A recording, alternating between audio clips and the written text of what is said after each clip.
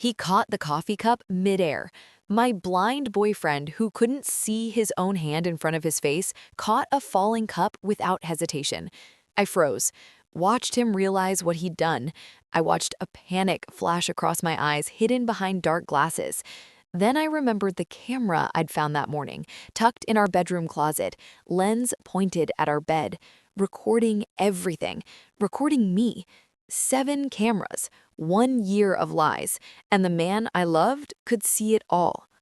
Don't miss a single beat of the story. Hit that subscribe button right now. Smash the like, share this with a friend, and drop your thoughts in the comments.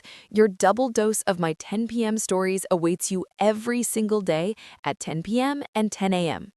Trust isn't just about telling the truth. It's about living it, breathing it, building a life on a foundation that won't crumble when tested.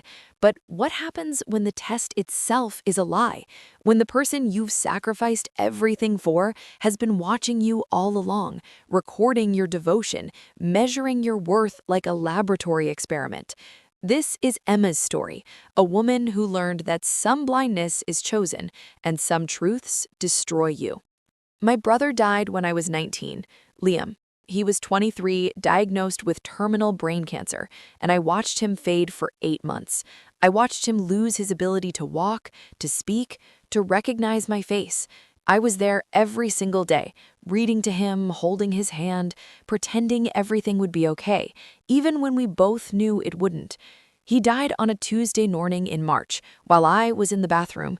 I'd left for 3 minutes. 3 minutes, and he slipped away without me. The guilt ate me alive for years.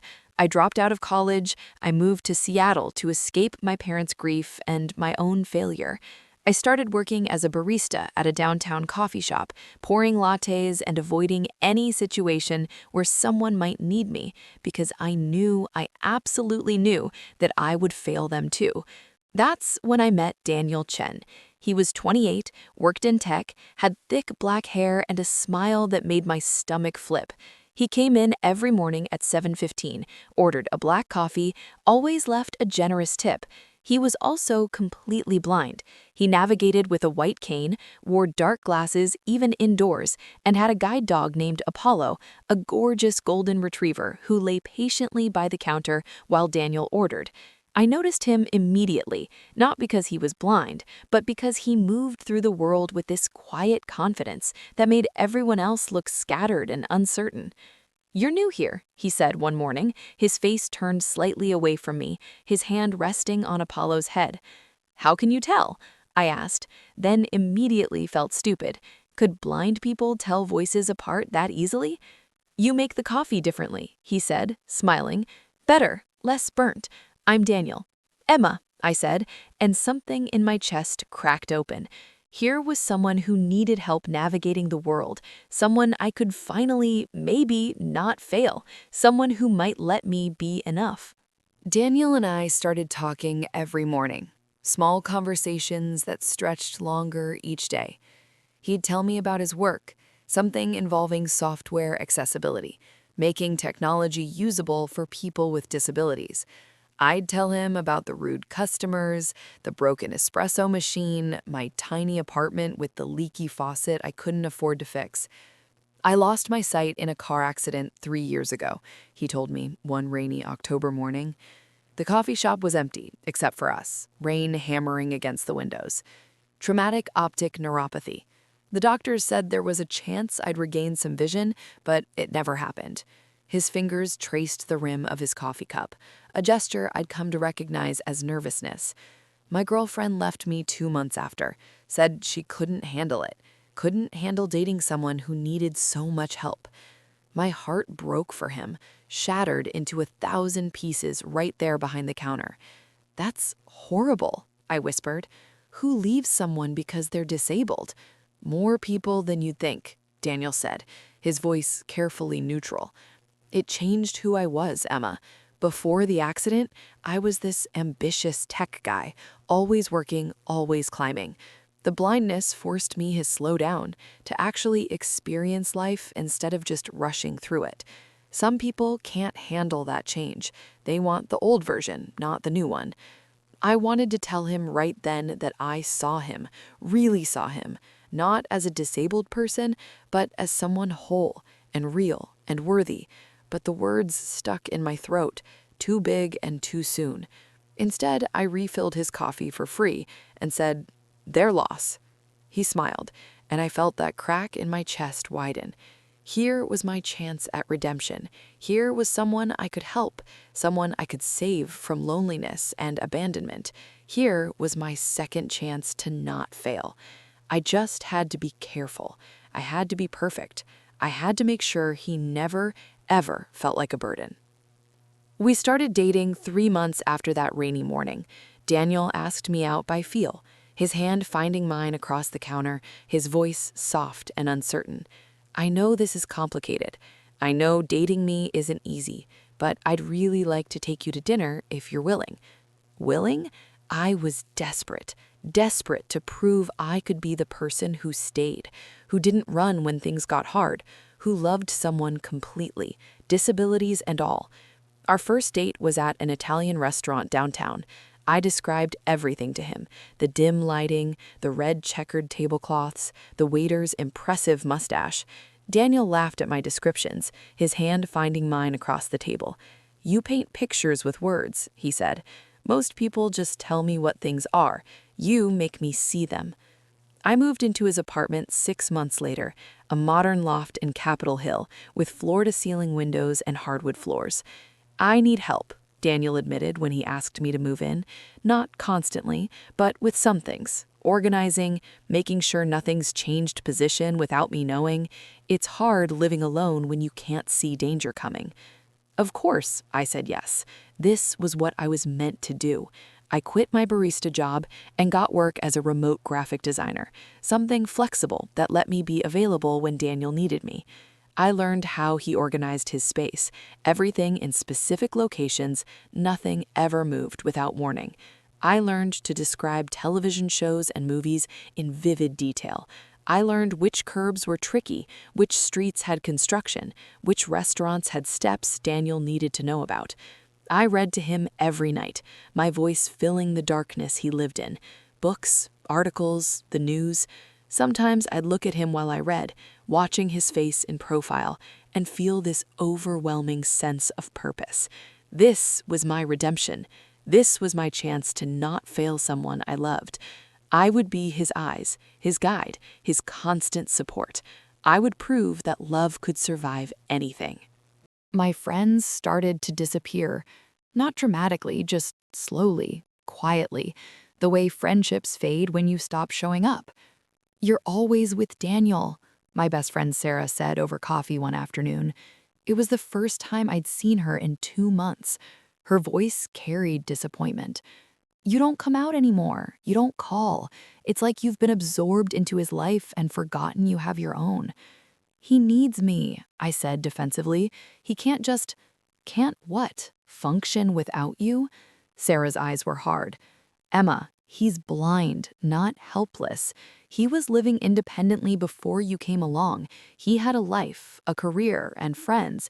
Now you're treating him like he's fragile." "You don't understand what it's like," I shot back, anger flaring hot in my chest. "You don't know what it's like to love someone who needs you, to be responsible for someone's safety."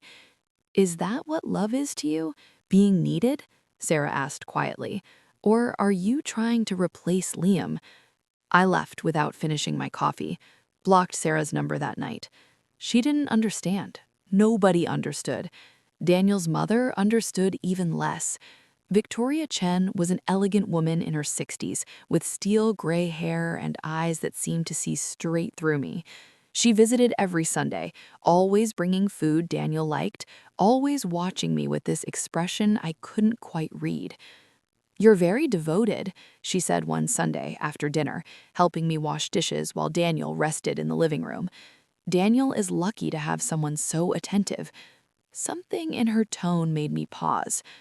"I love him," I said simply. "I know you do," Victoria replied, her hands still in the soapy water. "But love shouldn't require you to disappear. My son is capable of more than you're letting him be." I didn't respond, didn't tell her about Liam, about my guilt, about how taking care of Daniel made me feel whole for the first time in years. Instead, I changed the subject and counted down the minutes until she left. Nobody understood. They saw dependence where I saw devotion.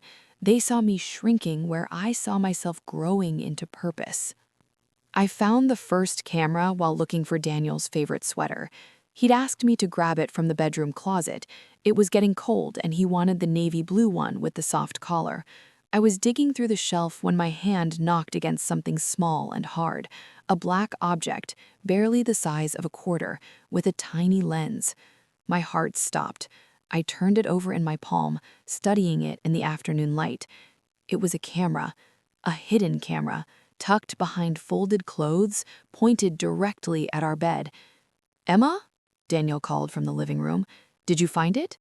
"Just a second," I called back, my voice shaking. My mind was racing. Why would Daniel have a hidden camera in the closet? He couldn't see. What purpose would it serve? Unless... No, that was crazy. I started searching, really searching. I found the second camera behind a book on the shelf, the third taped under the coffee table, the fourth in a decorative box on the dresser, the fifth in the bathroom, hidden in a plant, the sixth pointed at the front door, the seventh in the kitchen disguised as part of the smoke detector. 7 cameras. 7 cameras throughout our apartment, recording me. My hands were shaking so badly I could barely hold them. My mind was trying to make sense of it, trying to find an innocent explanation. Security system? But why hide them? Why not tell me?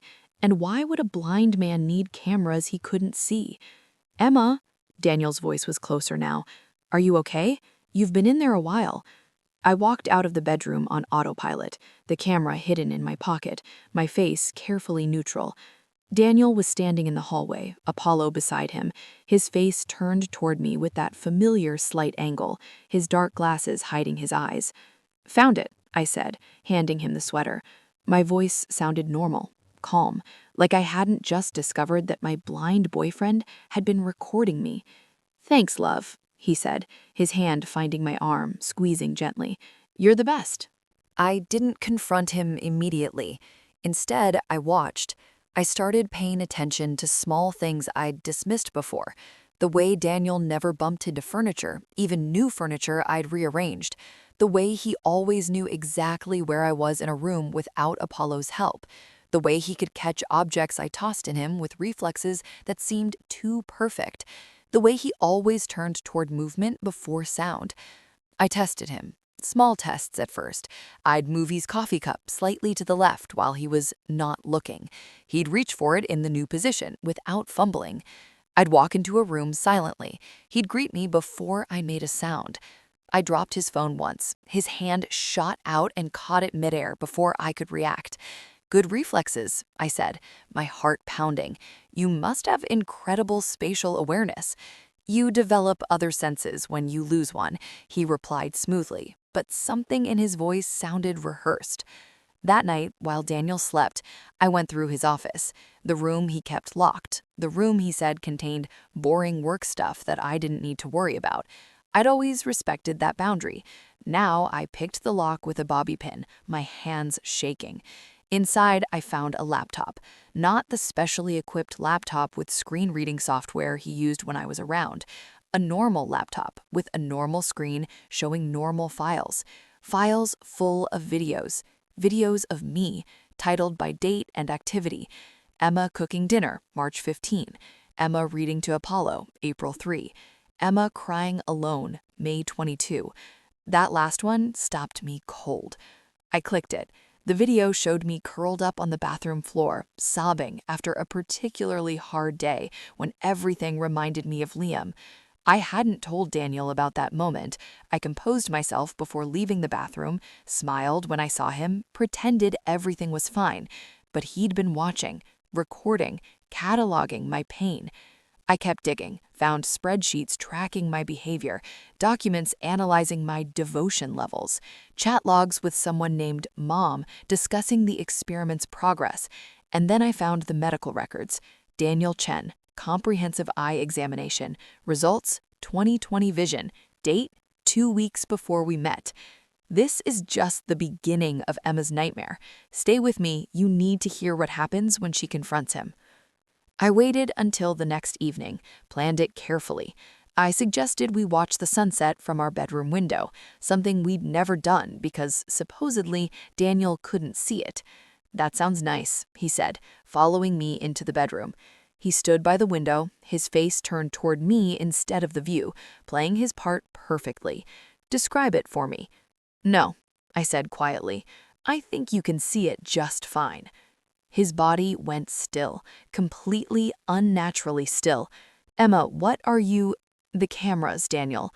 I found all 7 of them." I watched his face, watched the micro-expressions flash across features I'd thought I understood. The laptop in your locked office, the videos, the spreadsheets tracking my behavior, the medical records showing you have perfect vision. He turned toward the window then, actually turned and looked at the sunset with eyes that could clearly see it. When he looked back at me, he wasn't wearing the dark glasses anymore. His eyes were dark brown, clear, focused directly on my face. "How long have you known?" he asked, his voice different now, harder, more calculating. "Does it matter?" My voice was shaking. "You've been lying to me for over a year, pretending to be blind, recording me, studying me like I'm some kind of experiment. Why, Daniel? Why would you do this?" He was quiet for a long moment, studying my face with eyes that had seen everything all along. "My ex-girlfriend cheated on me, Melissa. We were together for 3 years. I thought she loved me. Then I found out she'd been sleeping with my best friend for 6 months. When I confronted them, she said I was too focused on work, too boring, too distant. She said I'd driven her away by not being present enough." His jaw tightened. "My therapist said I had trust issues, that I needed to find someone who would love me for the right reasons, someone patient, someone caring, someone who would stay even when things were hard. So you pretended to be blind?" My voice rose. "You created an elaborate lie to test me?" "It wasn't just my idea," Daniel continued, his voice calm, professional, like he was explaining a business strategy. "My mother suggested it after Melissa left. She said I needed to find someone with a caretaker personality, someone who would be devoted, loyal, who wouldn't leave when life got difficult, someone who would put my needs first." The pieces were clicking together, each one more horrifying than the last. Your mother knew, Victoria knew this whole time. Those Sunday dinners, her comments about my devotion, she was evaluating me. You were both evaluating me. "She wanted to make sure you were genuine," Daniel said, and had the audacity to sound reasonable. "That you weren't after money or status, that you actually cared about me as a person, not what I could give you." "I quit my job for you." The words exploded out of me. "I gave up my friends, my life, everything because I thought you needed me, because I thought I was helping you. I spent a year reading to you, describing the world to you, guiding you through every single day, and you could see it all along?" "You didn't have to do those things," Daniel said, and now there was an edge to his voice. "I never asked you to quit your job. I never asked you to isolate yourself. You chose to do that, Emma. You chose to make yourself indispensable." The words hit like a physical blow. "Because I thought you were blind." "Or because you needed to feel needed," he shot back. "Because you've been trying to make up for your brother's death by saving me. I didn't create your savior complex, Emma. I just gave it a target." I staggered backward, his words cutting deeper than anything I'd expected. "You manipulated me. You exploited my trauma, my guilt, my desperate need to help someone after Liam died. You researched me, didn't you? Before we even met, you knew about my brother. You knew I'd be vulnerable to exactly this scenario." His silence was confirmation enough. "Oh my God," I whispered. This was all calculated. The coffee shop, the guide dog, the car accident story, everything. "I want to show you something," Daniel said, walking to his laptop, walking normally, confidently, without any hesitation or careful steps. He pulled up a video. "This is from our 3rd date." On the screen, I watched myself describing a movie to Daniel in the theater. My voice was so gentle, so patient, explaining every visual detail with care and love. Present me watched past me and felt sick. "You were beautiful that night," Daniel said softly. "So compassionate, so present. This is when I knew you were the one. You didn't see me as a burden.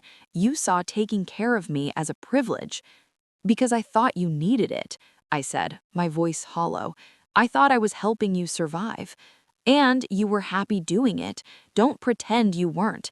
Emma, you were miserable before we met, working a dead-end job, isolated, drowning in guilt. Taking care of me gave you purpose. It made you feel whole again. I gave you that." He pulled up another video. "This one is from last month. You're reading to me before bed." On screen, I was curled up next to fake blind Daniel, reading a novel, my voice soft and content. I looked happy, actually happy. "You loved being needed," Daniel said. "You loved having someone depend on you. I didn't force that. I just created the circumstances for you to be who you wanted to be." "You're a sociopath," I whispered, staring at the screen, at my own face showing such genuine care for a man who was lying with every breath. "I'm a realist," he corrected. "I found someone whose needs aligned with mine. You wanted to be a caretaker. I wanted to find someone loyal. It was symbiotic." "It was manipulation." I turned to face him, tears streaming down my face.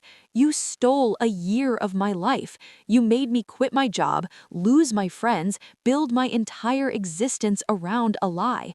What were you planning to do? Just keep pretending to be blind forever?" "No," Daniel said calmly. "I was planning to tell you the truth eventually, after we were married." Married?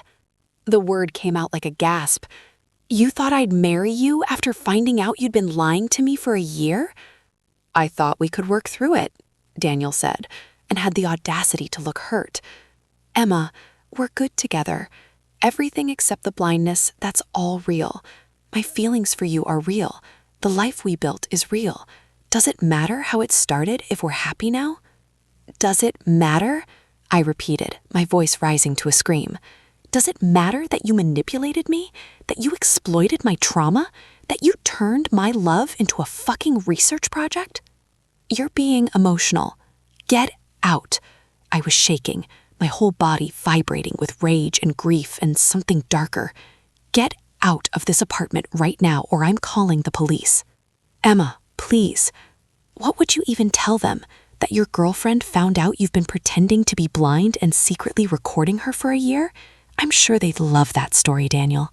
I'm sure those cameras you hid everywhere are completely legal." His face went pale. "I was going to delete them.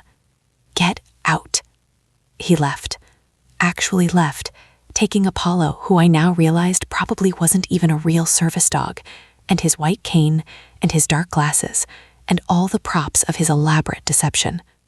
I stood in the empty apartment, surrounded by hidden cameras, and called the only person who might understand. "Sarah?" My voice broke. "You were right. About everything. I need help." She came immediately, found me sitting on the floor, surrounded by printouts of Daniel's spreadsheets tracking my devotion metrics. Found me staring at videos of myself, loving a man who'd been studying me like a lab rat. Found me broken in a way that had nothing to do with failing someone, and everything to do with succeeding at being exactly what a sociopath wanted. "What do I do?" I whispered. "How do I come back from this?" Emma had given everything to save someone who didn't need saving. She'd lost herself trying to prove she could be enough. And now, sitting in an apartment full of cameras, she had to face the hardest truth. Sometimes the person you're really trying to save is yourself. If this story touched you, stay with me for the next one. Tap subscribe, hit like, share it with someone who would feel it, and leave your thoughts in the comments. My 10 p.m. stories arrives every day at 10 p.m. and 10 a.m., so you're always caught up.